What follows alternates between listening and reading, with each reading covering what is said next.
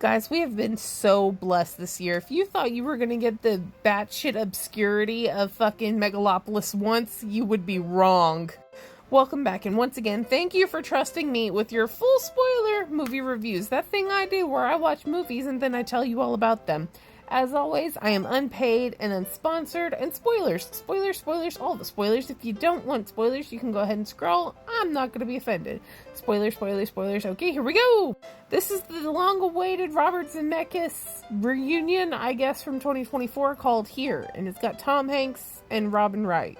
How is this a reunion? Well, Tom Hanks, Robin Wright, and Robert Zemeckis were all involved, and they were the main people, basically, of Forrest Gump. Oh wow, Candy, that must be a really good story. They had great chemistry. You would think, and honestly, in this movie, I think they had great chemistry. The problem is the fucking layout is like this artsy-fartsy bullshit. That would make a great book, but it makes for a shit movie. A lot like Megalopolis. Anyways, what's this about? The answer is nothing in particular, other than this one specific, square footage. So, technically, it's about the living room of a house for, almost 100 years. I stand corrected, over 100 years. But even before that, we're seeing, what took place at the position of where this living room would be exactly.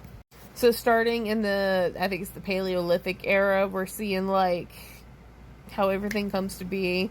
And then you have the colonial era, and then it goes into, all the way up until, COVID.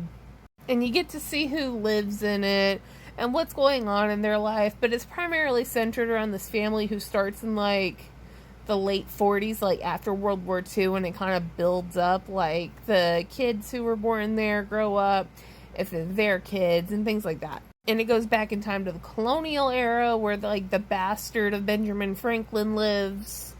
And then there's the turn of the century where fucking Mary Crawley is there and her husband won't stop flying in a fucking plane, but he dies of influenza. There's a really cute dink couple that invented the fucking lazy boy. They're my favorite out of all of this, but I have no idea what the fuck is going on. And then there's the modern couple where their housekeeper dies of COVID. And that's the whole story. Everything in this movie takes place in the living room.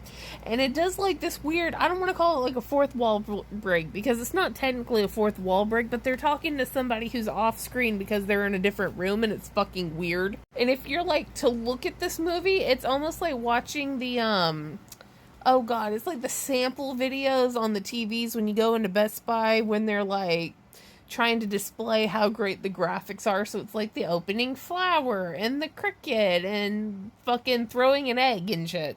It's really uncanny and it's very over dramatic. So do y'all remember that episode of King of the Hill when Peggy's trying to sell a house, but she didn't know how, so she hired actors to create this whole story about how attached they are to the house, and then she tries to sell her own home? That's what this whole ass episode is. It's going to that particular open house and then somebody doing a whole play about this house so that you'll buy it. So yes, by all accounts, I am putting this next to Megalopolis. They did it because they can, not because they should. Although the elderly couple next to me seemed to really enjoy it. And I guess I hit it on the right day when all the nursing home people who like to go on field trips went to the movies, because it was just me and a bunch of elderly people. Not that I'm complaining. I'm gonna give it a 3 out of 10. This isn't for, your general audience. It's an okay story. If you're literate, I think you're gonna like it. But, if you're just a general film... Oh, shit, I'm all wonky. If you're just, your average moviegoer and want to be entertained for a little while, you're gonna be bored. And frankly, the use of AI to age up and age down Tom Hanks is weird.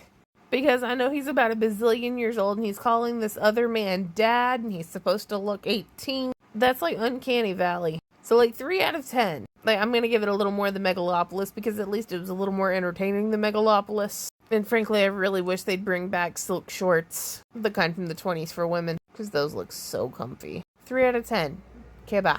Our house in the middle of the street. Our house. You should visit the Gulf Coast, because you can go to the daiquiri bar and they will mix hurricanes and margaritas.